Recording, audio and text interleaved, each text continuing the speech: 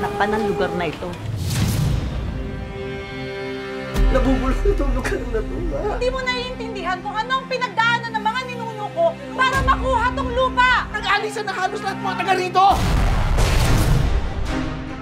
Daanan to ng tren eh. Bago ako mawala sa mundong to, I just wanna experience life. Your kind of life. Gulo-gulo dito, baho-baho. At least hindi boring.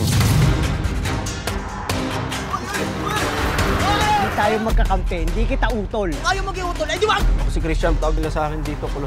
Ba't kita susundin? Ikaw ba hari dito? Gusto kayo dito! Tingnan nyo nga nangyayari sa mga anak ninyo. Bangayan ng bangayan, ang laki ng hinaharap natin problema.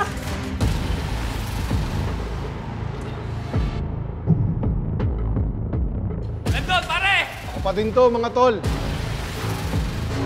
Matagal lang ho na pag-iiwanan ang Sitio Liwanag. Ito na ang simula ng pag-unlad at makamit natin, matagal na natin pinapangarap. Kasama ba talaga kami sa pag-unlad? Hindi pa paaalisin mo kaming lahat? Ako ang una mong makakalaban. Katotohanan lang ang dala ko sa kumpanya ninyo. Nagising na! Umalis ka, mag-isa mo! Umalis ka na!